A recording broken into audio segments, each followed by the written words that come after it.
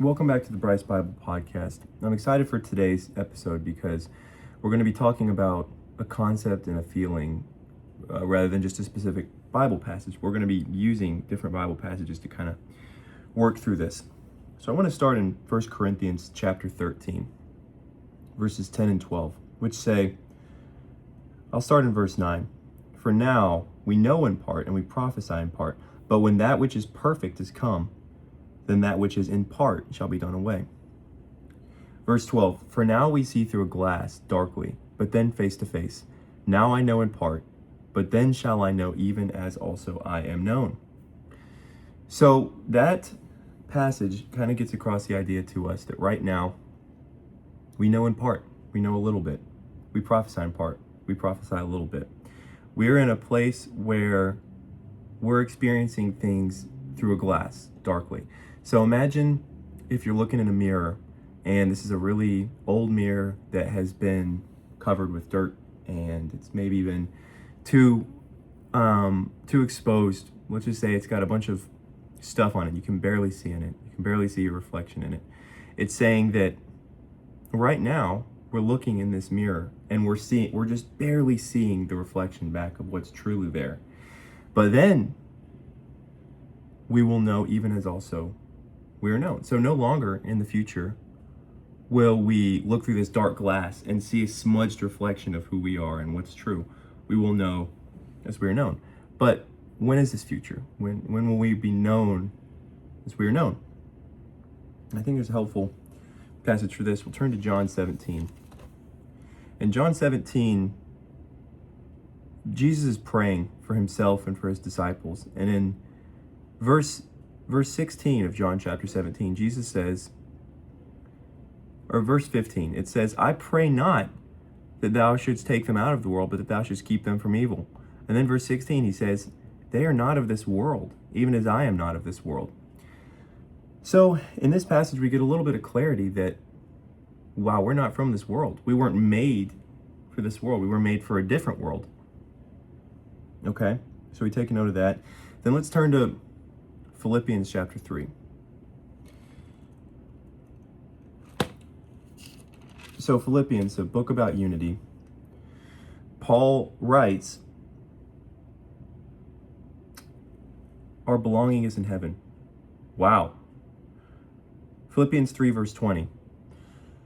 Our conversation is in heaven, or our belonging is in heaven, from whence we also shall look for the Savior, the Lord Jesus Christ. Verse 21, who will change our vile body, that it might be fashioned like unto his glorious body, according to the working whereby he is able, even to subdue all things to himself. So we're told, again, here in Philippians, that we belong in heaven. We don't belong here. So that makes the passage in 1 Corinthians make a little bit more sense. We're looking through a glass darkly. It's like we're looking into a storm cloud, or we're looking into something that just doesn't make a lot of sense. And we know things should make sense, right? Like our mind is always trying to piece things together and work through things and create something we can look at that is perfect and complete. But we'll never have that here. We'll never have the perfect and complete thing. And this concept is furthered in the book of Hebrews. So we can turn to Hebrews chapter 11. And it's the chapter about faith and all the great men and women of faith. And in verse 13 of Hebrews chapter 11, it says, all these men and women died in faith, not having received the promises, but having seen them afar off. And they were persuaded of them and embraced them and confessed that they were strangers and pilgrims on the earth. Now, this is a significant passage because it hits on two key concepts here. They didn't receive the promises that they were promised. They couldn't. They weren't made to be received in this world. And then the second concept in this verse, they were strangers and pilgrims on this earth. Verse 14, the people that say such things declare plainly that they seek a country. So I'm going to pause right here. We're strangers and pilgrims, we seek a country. There's this quote from C.S. Lewis, just a beautiful quote. It's at the end of his Chronicles of Narnia series, where they've made it to the new Narnia, which is the equivalent for heaven in this book. It's an allegory of sorts for heaven.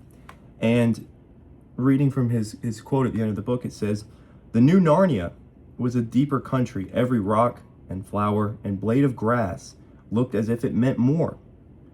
I have come home at last. This is my real country. I belong here. This is the land I've been looking for all my life, though I never knew it until now. Come further up and further in.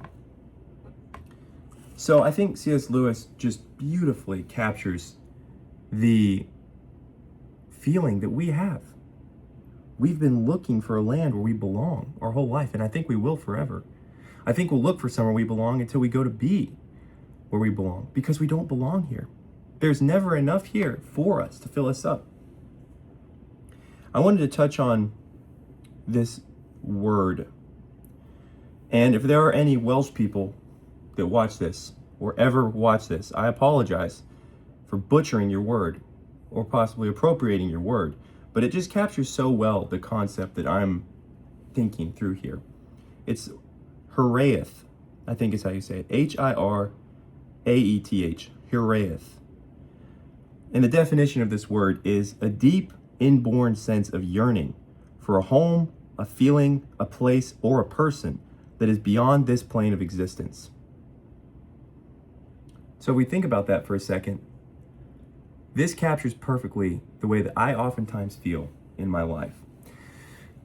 We can read a lot of times in literature, in books, in the Bible, in a lot of different places, and we'll have these things just hit us where it's like, oh man, that is beautiful, but you can't connect to it because it's in a book, because it's something that's promised far off, because it's something that's not tangibly right here.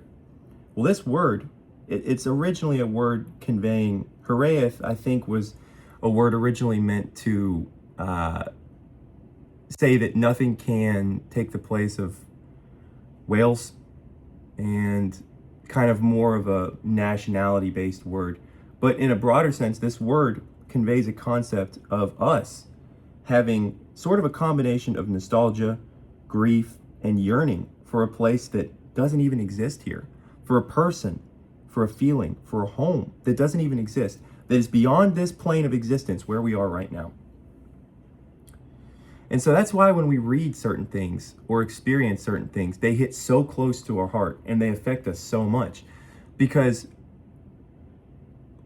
when we become a new man, we have Christ in our hearts, and he's slowly working in our hearts to make us new and to sanctify us and to make us more into a little Christ, as C.S. Lewis also says. And so when we see these things, they feel like home, even though we've not experienced them.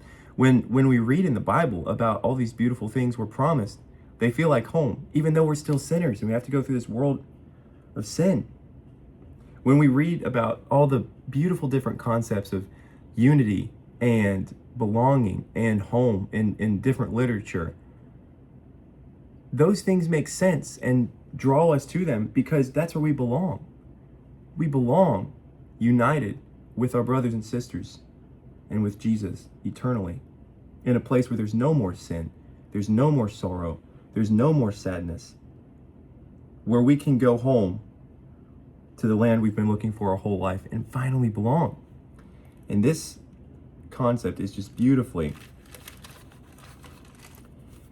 covered in the book of Revelation. This is what we have to look forward to. Revelation chapter 21. And I saw a new heaven and a new earth, for the first heaven and the first earth were passed away, and there was no more sea. And I, John, saw the holy city, New Jerusalem, coming down from God out of heaven, prepared as a bride adorned for her husband. And I heard the great voice of heaven saying, behold, the tabernacle of God is with men. Finally, the tabernacle of God is with men. We get to go be with him. We get to live with him. We get to belong, finally.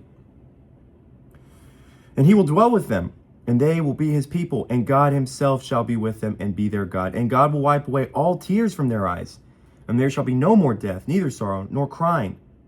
Neither shall there be any more pain. The former things are passed away. And he that sat on the throne said, behold, I make all things new. And he said unto me, speaking to John, write, for these words are true and faithful. These words are true and faithful.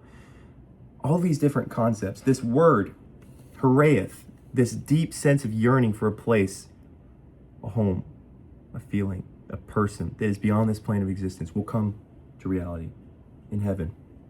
what C.S. Lewis writes in the Chronicles of Narnia, that we will make it to a real country that we belong to, the land we've been looking for all our life, where every single rock and flower and blade of grass means more. We have this waiting for us. Verse 6 of Revelation chapter 21. And he said unto me, it is done. I am Alpha and Omega, the beginning and the end. I will give unto him that is thirsty of the fountain of the water of life freely. He that overcometh shall inherit all things, and I will be his God, and he shall be my son. That covers everything. In verse 6, I will give to him that is thirsty of the fountain of water of life freely. Everyone is thirsty. We are all thirsty, and we will never be fulfilled in this life. We'll never have what we're looking for in this life because we weren't made to be satisfied in this life. We are eternal beings that are in this world for now. And while we're in this world, our call is to steward it well. And we've talked about that a lot of different times in a lot of different ways. That's our call. But we have a hope.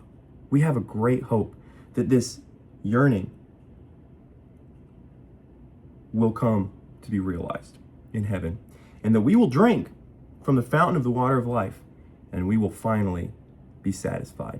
We will finally have peace. Take it or leave it. This concept brings me a lot of peace, because a lot of the time I find myself feeling the way that this word describes, Hiraeth, wanting things, yearning for things that are beyond this plane of existence.